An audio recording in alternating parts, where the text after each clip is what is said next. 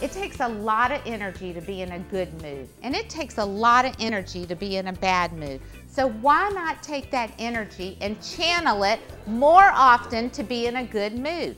And I have practiced this, and I have made it a habit, even when you get caught with your zipper down. Now, what am I talking about? Okay, Deborah mentioned that I was on the cover of Atlanta Woman magazine. So the magazine comes out, I'm like, my attitude is soaring, my picture is on the cover, my daughter is standing next to me. We open the magazine and she goes, "Oh my God, Mom, your zipper's down."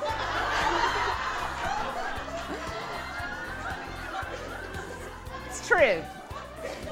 So I had several choices to make. You know, I could have been upset, I could have been mad, but you know, I decided to channel my energy in a positive way and share the story with you and have a good laugh. Barbara Kaufman is an author, motivational speaker, professor of retail and business, and entrepreneur. Her most recent business, Chapter 11 Bookstores, one of the most successful independent bookstore chains in the country, grew to 13 under her leadership. As a motivational speaker, she has worked with such companies as General Electric and Bell South. She has won many awards, including Woman Business Owner of the Year, Georgia State University's Distinguished Alumni Award, and Georgia Trend magazine listed Kaufman as one of the 100 powerful and influential Georgians. Drawing from her own personal experiences as a successful CEO, community leader, and working mother, Barbara Kaufman offers practical strategies for creating a positive attitude that will improve your career, love life, friendships, and even your golf game. You know, people used to ask me to speak, and it was a challenge in my life because I hated public speaking. Oh, wow. And so I said to myself, you know, again, quote, I want to make it happen. So I made myself do it, and it turned into a whole nother career. This all started about 20 years ago, and I was the assistant treasurer for Maynard Jackson's mayoral campaign. And they came to me and they said, "You're in charge of the major fundraiser, Bill Cosby's coming, you got to do it all." And I went, oh my God, I never even planned my wedding. My mother did it. You know, how am I going to do this? So I had a mentor at the time, and he said to me, he says, "Barbara, you got to make it happen one step at a time." And so that's when my mantra started. I said, make it happen, make it happen. I started making a phone call, and I did it one day at a time, one step at a time, and it was a huge success. I either talk about attitude as a whole, where I talk about the 10 steps in my book, or I can speak on any of the 10 steps. Probably the worst time in my life was when I went through my divorce.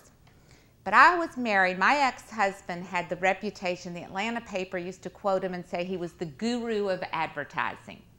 So I put in my divorce, I said, you have to do all my advertising for free forever. And you know, he thought, okay, this isn't really costing me any money, I'll go for it.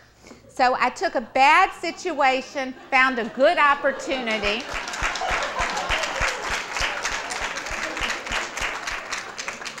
So everything is an opportunity.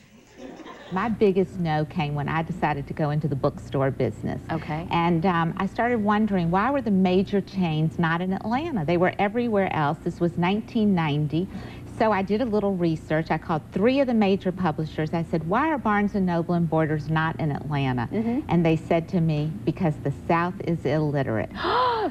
No, they didn't say that. That's what they said. And I went, oh my God. You know, I said, I love to read. Everybody I know loves to read. I said, that is the biggest no. I'm taking this as a challenge. I'm going to rework it, and I'm going to make it successful. And I built the Chapter 11 bookstore chain. And good for you, and good for showing them. My mom and dad were on their way to South Africa for vacation, and they're very seasoned travelers. And they were at the check-in counter, and I happened to call my dad on his cell phone to tell him goodbye. And he's all agitated. I go, Dad, what's the matter? He goes, they won't let me on the plane. I go, what do you mean they won't let you on the plane? He says, well, you have to have 3 blank pages in your passport, and I only have 2. So I said, well, do you want me to call one of my friends at Delta? He goes, no, you can't help me. And you have to understand, I guess I learned a lot of this from my dad, but he's the type of person that he feels like If he can't convince someone of something, nobody can. So I hang up the phone. I know he's agitated, and I had said to him, do you want me to call one of my friends at Delta? And I like a challenge, and I'm thinking, who in the world do I even know at Delta? Well, all of a sudden it came to me. About a month prior to this, I had been at a dinner party, and Jerry Greenstein, the new president of Delta, was at this party. So I thumbed through my business cards. I pull out this Jerry Greenstein, president of Delta's card.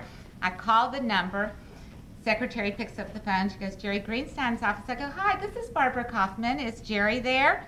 And she goes, no, he's not. Could I take a message? I said, well, I had dinner with him the other night, and I'm having a problem. So she says, well, can I help you? So I tell her the problem, and I'm going to make a very long story short. But about 10 hours later, I get a phone call from my father, and he goes, Barbara, I promise I will never doubt you again. So networking, a very valuable tool. These steps are so simple. It's something you can start today. It's not like going on a diet that's like so hard. I mean, you can literally change, tweaking your life by following these 10 steps just a tiny bit, and you will be amazed at what can happen.